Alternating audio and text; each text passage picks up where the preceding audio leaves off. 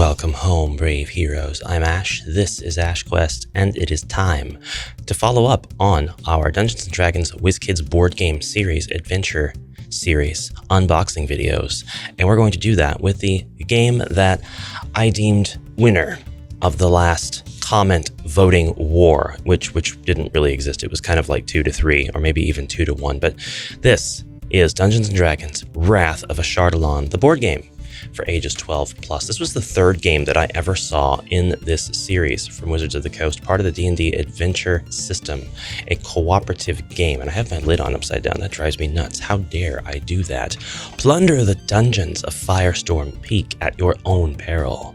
In Wrath of Ashardalon, you play a heroic adventurer. With magic weapons and amazing spells, you must explore the dungeons beneath the volcano, where you will fight monsters, overcome hazards and treasure, and eventually face the red dragon Ashardalon. Are you ready for adventure? This is part of the adventure system of board games, which means it is designed for a single player or a cooperative group of 2 to 5 players. Each quest can be played in an hour or less. The game includes campaign rules for longer adventures. It comes with a bunch of minis. It's a modular tile system, and we can absolutely play, mix and match the games. Maybe it was more like I installed all of the components back into the box upside down. Well, that's something that I can always fix later. For now, let's get to unboxing and see what's in this thing.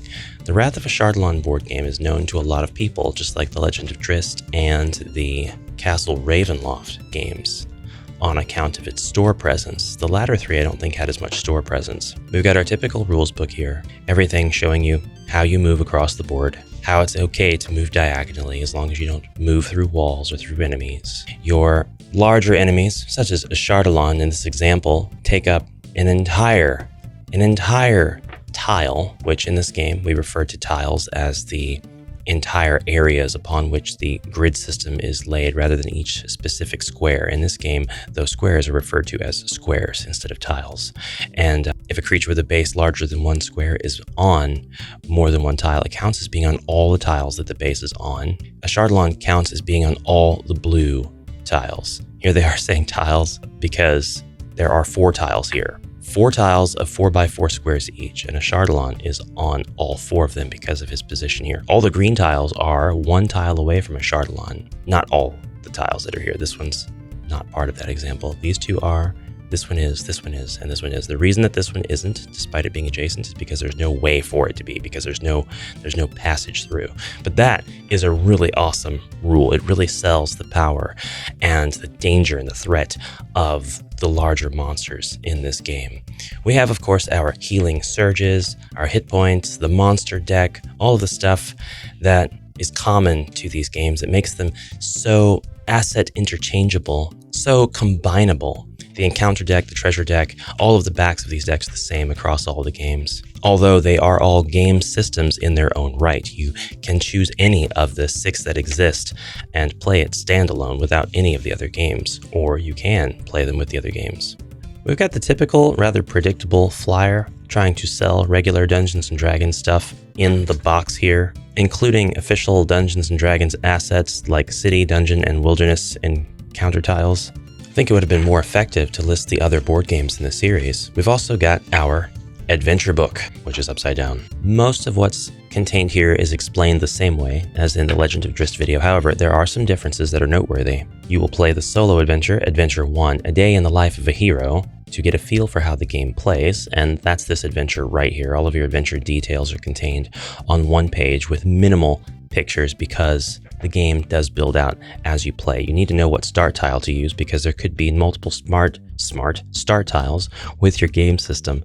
But other than that, you're going to be drawing from the stack of dungeon tiles to build out your dungeon, which we'll get to that momentarily. This is a cooperative adventure game. You and your fellow heroes must work as a team to succeed in the adventures that unfold beneath Firestorm Peak. You either win together or lose together. But after you get a feel for how the game plays, try Adventure 2, Monster Hunt, with a group of players. Once you've tried these adventures, you're ready for the rest. Adventures 1, 2, and 3 use the standard rules originally presented in the Castle Ravenloft board game. Adventures 4, 5, 7, 8, 9, 10, 11, and 12 add the optional rules found on pages 14 and 15 of the rulebook. And they've also included 2 campaign adventures, 6 and 13, that provide longer linked experiences. And although each adventure lists the recommended number of players, every adventure can be played as a solo experience.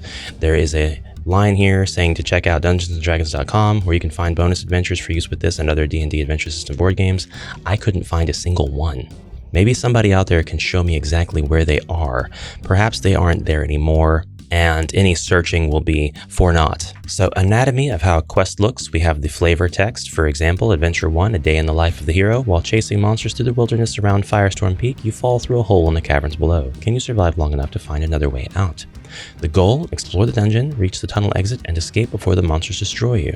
Number of heroes, 1 hero. Solo experience. There are special components in this adventure, which are listed under the adventure setup section. The start dungeon tile, pictured here. The tunnel exit tile, pictured here.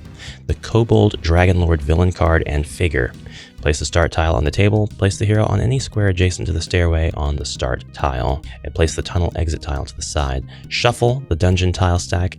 Insert the tunnel exit tile into the dungeon stack after the 6th tile. Alright, for the special adventure rules, tunnel exit. When the hero reveals the tunnel exit tile, place the kobold dragonlord on the tile and read the text below, which we will in a moment. So, spoiler alert, we're going to read some Adventure 1 text. Victory. You win the game when your hero defeats the kobold dragonlord and escapes from the dungeon by ending his or her hero phase on the stairs on the tunnel exit tile. You lose this adventure if your hero has 0 hit points at the start of his or her turn and there are no healing surge tokens remaining. When you start the adventure, read. The monsters raiding the village of Longbridge have led you on a long chase. Just as you are about to catch up with the last of them, the ground beneath you breaks away and you plunge into a deep hole. You have fallen into the dungeon beneath Firestorm Peak. Can you survive long enough to find a way out of the dark and twisting tunnels? When you reveal the tunnel exit, read. Ahead, you see light streaming in from above, illuminating a flight of ancient stone steps. You've found a way out of the dungeon. Unfortunately, the path is guarded by one more monster, the kobold dragonlord Mirak. Perhaps the Jersey twinge there can be used to represent Mirak's voice. Anyway, our subsequent adventures are set up pretty much the same way, with start tiles and special tiles being pictured for ease of visual use. And we will move into now the tiles and cards and miniatures component of this unboxing. I'm pretty sure I did play this one with my regular table. So we have a ton of components that are all sorted meticulously, because that's how I like to do things, into Ziploc baggies, no less. We have a lot of treasure tiles, and I'm kind of torn on whether or not I prefer tiles over cards for treasure. I mean, there's a really classy feel to this. It feels a lot like Dungeon Quest when you pull a tile for treasure. But I don't know. There are things besides money here. Why is that? Why does it say treasure, draw a treasure card? Oh, because the cards are separate. Right. This system does use both, but it's interesting to think about. We have miniatures. They are separated by color. We have our heroes separated by their own blue color, and their blue color is the same as the blue color of all of the other hero groups and all of the other games. We have a lot of tokens. I saw that someone commented saying they do not prefer tokens because they really clutter up the board. They really clutter up the gaming experience, and I totally agree. If I could make a game tokenless, I will try to do that, because tokens are just, they work and they make perfect sense depending on the game, but for some games you just don't want them. For example, HP tokens, they're kind of fun to like collect and have in a little pile, unsorted, and throw 3 or 4 random ones away whenever you get hit with a strong attack that you couldn't defend against. But at the same time, why not just have like a slider, or write them down on a pad, or it just depends. What do you prefer? What do you prefer? Tokens? When it comes to tracking stats like magic points, hit points, energy, things like that, how would you like to do it if you were the designer of the game? And furthermore, in what games do you think tokens make more sense than cards? We have different encounter tokens as well. I should say tiles. Encounter tiles, chits, they're chits. Healing surge. We have status effects such as poisoned and dazed. I'm not going to take these out because they're not really like showboat examples of what this game or game series is all about. But after we get the tokens and the chits out of the way, we are left with the essentials, the thing that makes this game what it is. Looks like I did a decent job of pre-sorting the cards. We have our adventure deck here, let's move the box, our sequence of play cards, which are always necessary, our hero cards, character cards and such. We have a set of cards. It's a very, very small deck with the word boon on them. So we have a boon deck, although it's hard to call this a deck. Dwarga defeated, Dwarven traders, kobolds clobbered, shortcut, and bypassed guards. These are all boons. And these boons can only be used once per adventure. So it'd be really interesting to see how we get these boons, because I don't remember the boons when I played Wrath of Ashardalon, the single scenario that I played with my table. Your bold strike against the kobold tribe has left them scattered. Use when a monster reptile card is drawn. Discard the monster card. This boon can only be used once per adventure. We'll get to our hero cards in just a moment. I'd like to show them off with their miniatures, but we do have treasure cards, and we'll take a look at some of the treasure cards in the treasure deck. The Elven Cloak, used before drawing a monster card during your exploration phase. By the way, we do have, if you do choose to mix your cards up, the icon that represents the specific game. So Wrath of Ashardalon is represented by a cute little volcano, and the number of cards in this specific deck. Or maybe it could be game, because there's not 200 cards here. So there's probably 200 cards with this entire game.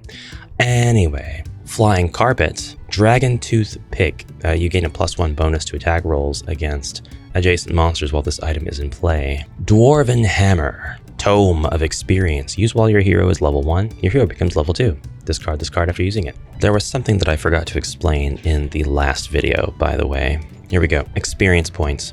Heroes can earn experience points, which you would think, because it's Dungeons and Dragons, and experience points and leveling up are a cornerstone of the D&D experience. Cornerstone. What word did I just say? It's been happening a lot lately. Heroes earn experience points by defeating monsters. When you defeat a monster, the hero who controls it puts that monster card in the hero's experience pile. Each monster card lists the experience points it provides. The tougher the monster, the more experience points it provides. The heroes can spend XP in 2 ways. To cancel an encounter card, which is very useful, by the way, a very good use of the experience point system, or to level up. Canceling encounter cards has its own set of rules, but leveling up, a hero starts play at first level. Whenever a hero rolls a natural 20 when making an attack roll or a disabled trap roll, that hero can choose to spend 5 experience points to become second level. Discard the monster cards after you spend them. Flip your first level hero card over to the second level side.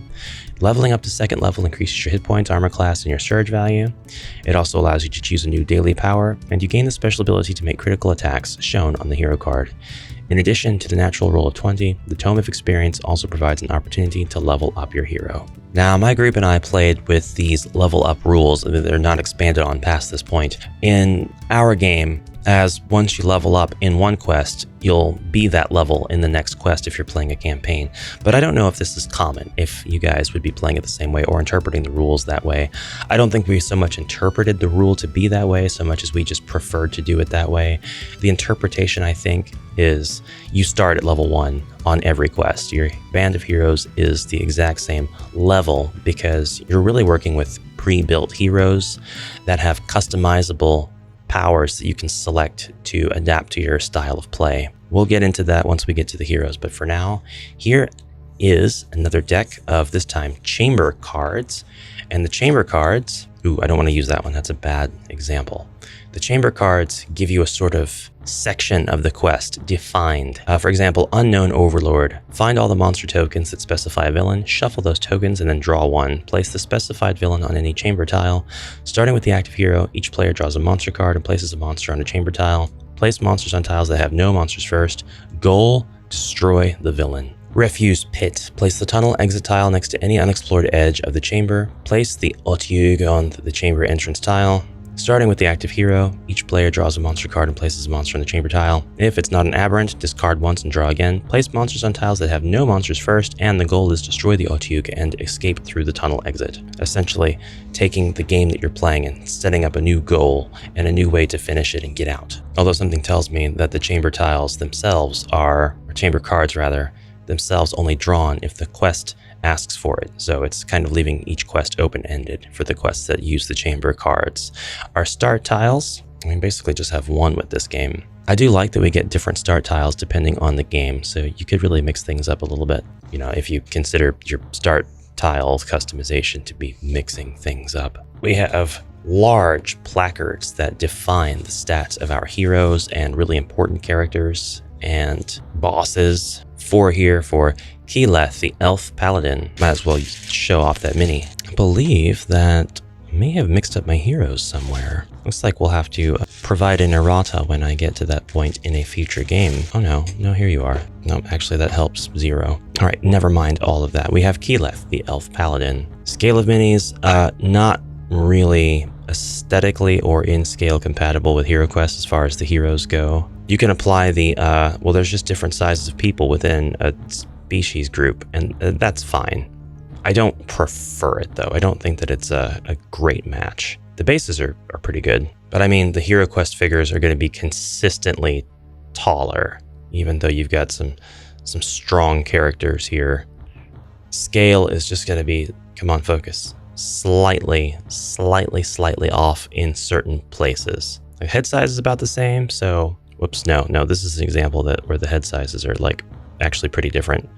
And sure, a human wielding a pickaxe and shield and charging into battle, he might be perceived to be of a larger build in general. That's why he got into fighting. That's why he wanted to join the ranks of the martial guard and go fight dragons, whereas this elf could be seen as being more demure, cute, small. But that is maidenless behavior. I think that it's truly an issue of scale inconsistency, and not just between the two games, but within the games themselves. For example, this is Vistra, the dwarf fighter. She's pretty big. She's tall for a dwarf. And I had to double check and make sure that that miniature was indeed one of the miniatures that's supposed to come with the game, and that we didn't just like accidentally flip-flop miniatures between games. Don't get me wrong, I really like this miniature. This is one of the cooler miniatures I've seen from these D&D Adventure System games, particularly for a hero. And I really like the card artwork, although I don't think the artwork and the hero mini match at all in the slightest. And this is not a dwarf in any sense of the word. She dwarfs other people. She definitely dwarfs other dwarfs. She's large, tall, and she's actually bent over quite a bit. So it's like, this is how you talk to short people. Hello, little dwarfy. It seems I'm missing my Tarek half-orc rogue card, so I can only show you his miniature. This is the half-orc rogue. Indeed, looks like a rogue. It's got a self-bow, as well as what looks to be a small curved sword, or perhaps that was a straight sword. And it's just curved because, well, the rest of the miniature is curved as well, perhaps due to storage or manufacturing. Not sure, but I like the, leaned in nature of the pose, although I just don't prefer the mini at all. I just don't prefer the look of this mini, the design, the style. You might like it. You might think this is a fine mini, and I don't disagree with you at all. I just don't prefer this. That's not to say I don't prefer some of these minis. We have Heskan, the Dragonborn Wizard, with this game, and I do like Heskan's sculpt a lot. I like the concept of the Dragonborn. I like the Lizard Boys. I think that they are really cool characters. I like reptile type characters a lot. Lizards, dragons, snakes. I think that they are a staple of a lot of fantasy. Look at the little reptilian toes, the clawed hand coming out of the cloth robe. That is Heskan, the Dragonborn Wizard, with an AC of 14, 6 HP, 6 speed, and 3 HP surge values. Use that surge token, that's how much hit points you're getting back. Our dwarf fighter, by the way, 17 AC, 8 hit points, 5 speed, and 4 surge value. And then we have Quinn, the human cleric. Our human cleric is also an egregious difference between the sculpt and the card art, just about like in every way. And I did confirm that this is the mini and this is the card that's supposed to come with this. They are clearly represented on the back of the box. It's pretty crazy how he's got hair, but for his picture, he went bald. He was so nervous taking his picture for this game that he just went bald the night before. He's got an AC of 16, 8 hit points, 5 speed, and a surge value of 4. And I would like to get into some of the powers for these characters. I really like the power system that these board games utilize. And also, here is what our half-orc rogue would be looking like on the card art. I'm missing the tile for him, the actual character tile that they tend to use, but that's okay. It might be in another game, I hope. All characters have at-will powers, daily powers, and utility powers. There's little difference between the daily and utility powers. One's passive, one's active, really. That's about it. The at-will powers are what you can do during your turn. You can move and use an at-will power instead of like just a basic attack. These are your attacks. So for example, our rogue here can use Lucky Strike, attack one monster within one tile of you. If you hit and your attack roll is an even number, deal +1 damage. This has an attack of 7 and a damage of 1. Again, attack 7, damage 1 for Distracting Jab. This time, attack one adjacent monster. If you hit, move the monster 1 square, and after the attack, move your speed. And then Positioning Shot. Attack one monster within 2 tiles of you. Place that monster on any square on your tile or an adjacent tile. Also an attack of 7 and a damage of 1. So this is very much a moving around and attacking monsters and moving the monsters type of character. You can do that every single turn if you want. The daily powers are very similar with this playstyle. Swap position with one hero within 1 tile of you.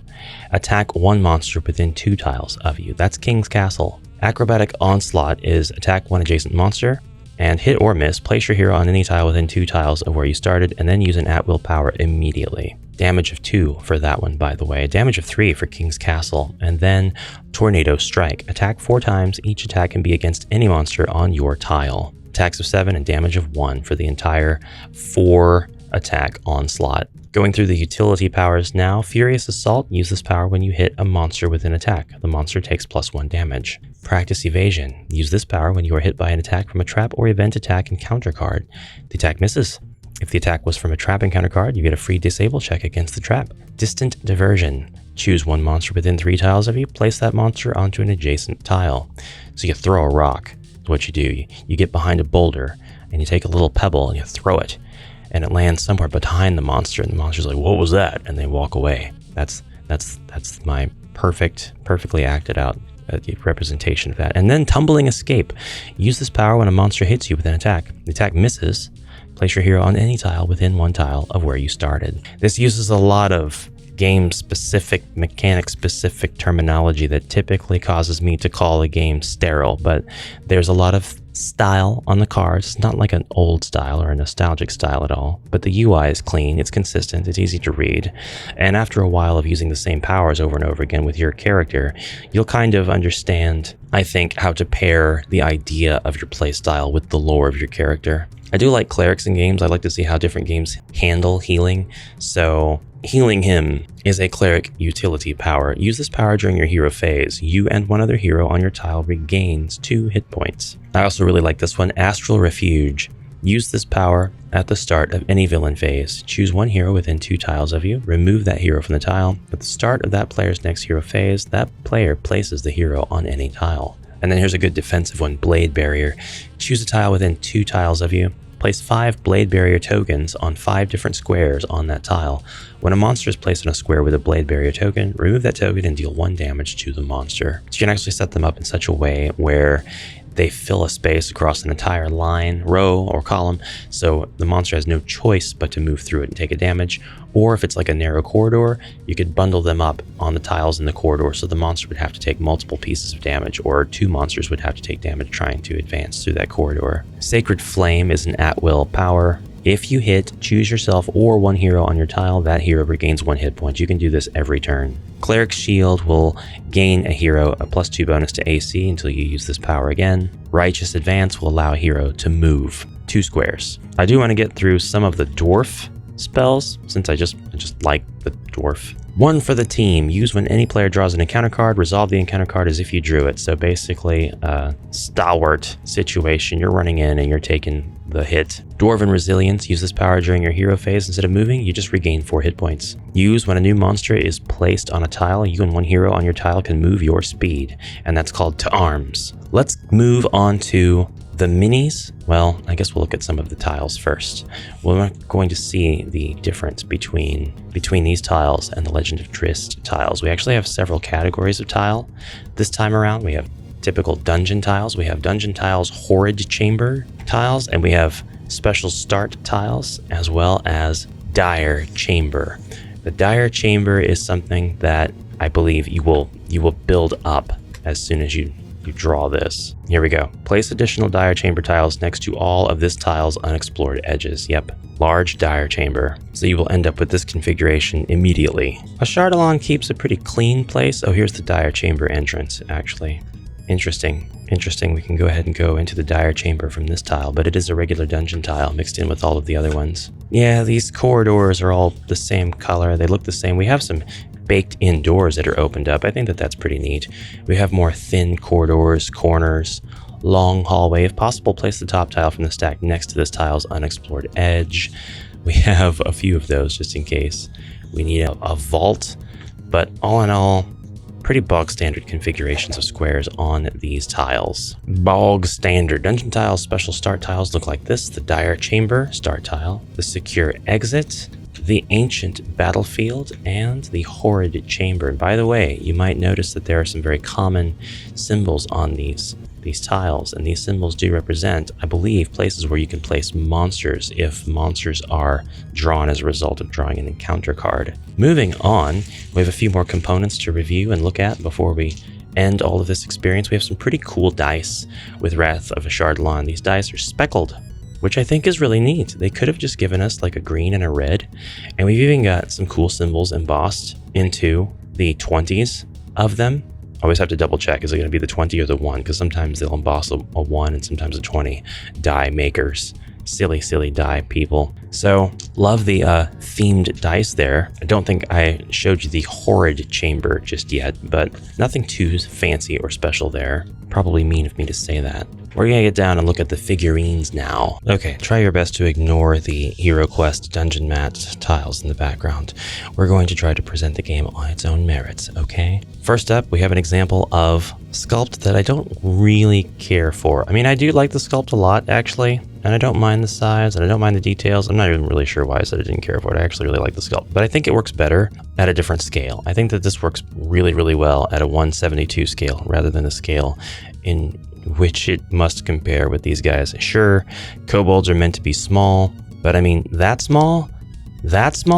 My Reaper kobolds are bigger than this. The game is a very 3x system here with just made up a term. Don't be confused. What I mean by that is there's 3 of every figurine for the monsters. So we've got our monsters. Let us draw a dungeon tile, delving deeper into this. No, I don't want I don't want the dire chamber. Move deeper into the dungeon and let's see what we come up with. Look out! It's a gibbering mouther. This is gross. This reminds me of the enemies that I have fought in various Souls games, including Elden Ring.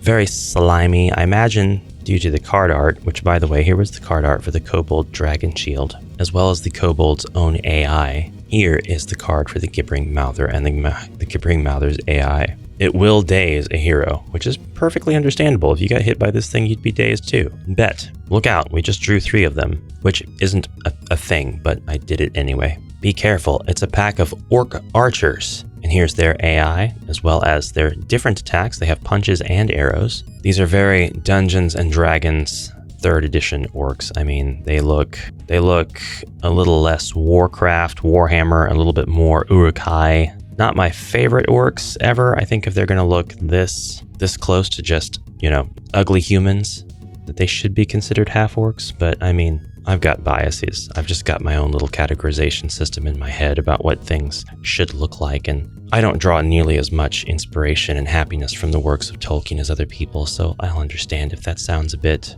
Don't want that one. Sounds a bit, perhaps. I don't want the tunnel exit. We have to build this dungeon out. That sounds a bit sanctimonious, a bit sacrilegious, rather. A bit blasphemous. Oh no, snakes! Okay, the snake sculpt is really cool. I really like when sculptors give snakes spikes. I think snakes should definitely have spikes. Now, when he goes to wrap his body around you and crush every ounce of life from your fading system, you will also be spiked in addition to the more than capable PSI crushing damage that a snake of this size in comparison to your corporeal body would be capable of doing. I apologize for that crazy focus searching, but there you go. If we instead choose to go north, we will come across this tile, which I'm positioning incorrectly. This tile. By the way, I neglected to show you that we do have closed door tiles with this. Unlocked, discard this door. Locked, disable, roll 10+. Locked, disable, roll 10+. We have different dispositions Trapped, love this one. Heroes adjacent to this door take 1 damage, then discard this door. So it's kind of like drawing from the door deck. Whenever you see this open door symbol on a tile, it means you should put one of these tiles at random on there, and then your hero will move to open the door. Special rules: it's a Dwerger guard. If the Dwergar is adjacent to a hero, it attacks the hero with a warhammer. I'm just saying, Age of Sigmar would be much better if there were actually stakes involved. If it wasn't just like a multiverse, a lot of different planes, then the kind of stakes that would be involved would be immense, because you really have some opportunities for some great characters. I think Age of Sigmar's strongest selling point here is the Skaven, and that's because they are able to interact. Hello, where'd you go? Where did the lady go? Come back. Now imagine 3 of them. Make it stop. Make it stop. I forgot to show you the snake card, which has become a running theme in this video. Human cultist time, and I actually like this sculpt. I think that the cultists are in pretty cool poses. We've got skulls adorning their robes. We've got maces folded in their arms here. I think a flail as well. It's a flail of skulls. That's what that is. That's really cool, actually. And there's 3 of them, and we'll draw the tunnel exit just for these guys to be guarding it. Again, not how that works, but we're doing it for presentation. If the cultist is within 1 tile of hero, it moves adjacent and attacks with a poisoned dagger. Otherwise, it moves 1 tile towards the closest hero. I have become a gibbering mouther. People in the comments be like, what do you mean become? You always were. Next up, we have the Grell. This might be familiar to a lot of folks. This is an aberrant. We have a few of these aberrants in this pack, as you've seen. This thing just needs to be put down as soon as possible. It has an AC of 15, HP of 2. It will attack with a venomous bite. It will also move adjacent to the closest hero and attack with tentacles if it's within 1 tile. Otherwise, it'll just move 1 tile towards the closest hero. This time we've opened up this corridor and found out that they're connected. Don't worry, we've got another hero to place to deal with these threats. We're going to take a quick segue, and I'm going to show you the adventure cards real quick. We have different characters on these cards. Didn't show you this earlier. If Elazar is within 1 tile of a monster, she cowers in fear and does nothing. She counts as a hero for the purpose of monster attacks. Doubtless this is somebody that we have to protect. Alec, and then we have Brandis, a villager, Cassie, a villager. Lots of villagers that we have to save, as well as Donald. All part of the adventure cards, which you could, of course, mix with the adventure decks of other systems. We have encounter cards as well, which I did not go through, such as a gap in the armor. Now, Legend of Drizzt, this is all Underdark stuff. It's all like Curse of Lolth. It's all a pain in the butt, but like there seems to be a little bit more variation here. A trap of whirling blades, steam vents, Valagar's lair, bad luck. Can't avoid a little bit of bad luck from time to time. A pit, just a pit. Lava flow, fungal bloom, concussive blasts, poisoned arrow, frenzied leaps, lost. I like this event. All these tunnels look the same. Lurkers, strike, Dwerger outpost, volcanic vapors. Okay, there's my 3rd monster card. Dragon fear. There are a lot. Kobold Warren, Revelin Destruction, High Alert, Unnatural Corruption. There's a lot. There's a lot of really varied, varying encounters. I appreciate that very much. Very much. Anyway. Orc Smasher. These orcs also, I would rather consider these to be like hobgoblins or bugbears, depending on kind of what you imagine those to be. Orc, I don't see orc evoked by this imagery. But again, it's a matter of opinion, matter of subjective taste. I'm not insulting your orcs, D&D players. I think you have fine orcs. They are definitely their own thing. They're their own men. The Orc Smasher is a pretty simple card. The Legion Devil has a bit of a complex card. When placing a new Legion Devil, place 2 additional Legion Devils next to the first. You do not get experience for this card until all Legion Devils are destroyed. What a pain. At least you get 3 experience when you do destroy the Legion Devils. And these guys are pretty cool sculpts. I kind of like their wiry frame and their skinny swords. The emblem on their shield is pretty cool. They got little whippy tails, little ears, sharp chins. Looks like it'd be fun for a hero to take out multiples of these. We'll place our devils right here in this hero room. They're gonna flank them. Watch out. We've only got 1 set of common monsters left, and then it's on to the special monsters, but it's the Cave Bear. The Cave Bear looks really cool. A little bit of flash on the sculpt, but other than that, yeah, really monstrous looking enemy. The jaw, this mouth part, is something that looks really threatening whenever a sculptor puts this specific, or an artist puts this specific muzzle on this type of animal. Very bearish, very bear-like. I like it very much. This animal has tactics that are surprisingly a little more intelligent than your average monster. If the cave bear is on the same tile, it attacks each hero on that tile with a frenzy of claws. If it's within one tile of a hero, it moves adjacent to the closest and attacks with a leaping strike. Otherwise, it moves one tile towards the closest hero. You can start to see why it's dangerous to be close to, but not adjacent to, a monster. They typically have pretty strong ranged attacks or leap attacks if you're kind of close by. All right, these next monsters are all going to be represented by our double-sided cards and by the big boss cards. Ironically enough, this card, this really long, big one that's got Ashardalon on one side, Bellax Goth on the other. Here he is. Are you ready? Here he is. This little dude, this little tiny dude right here is the dangerous Bellax Goth. I mean, yeah, he's dangerous. He's got an AC of 17 and 9 hit points, but here he is. He's a little tiny sculpt, this little dude. He's so dangerous because you're just going to laugh at him whenever you see him, and then he's going to get mad and eye laser you. Mirak, the Kobold Dragon Lord, and here he is. He is the Kobold Dragon Lord. Just to compare him with the smaller kobolds, he's much bigger. He's much more of like what I would consider to be a 132 kobold, but I don't like him in this size. I'm complaining a lot. I do like the kobolds, not with the rest of these miniatures, but I really like the sculpt in a vacuum. This guy I don't like, and I'm sorry. I'm sorry for having an opinion. Margrath, Dwerger Captain, he's pretty neat. Here he is, and we'll go ahead and compare him with the other Dwerger sculpts. These guys look pretty cool, I think. I don't think there's anything wrong with these dudes. They are dwarves, after all. And I mean, they're quite a bit more dwarfish than this lady. She's towering. She's massive.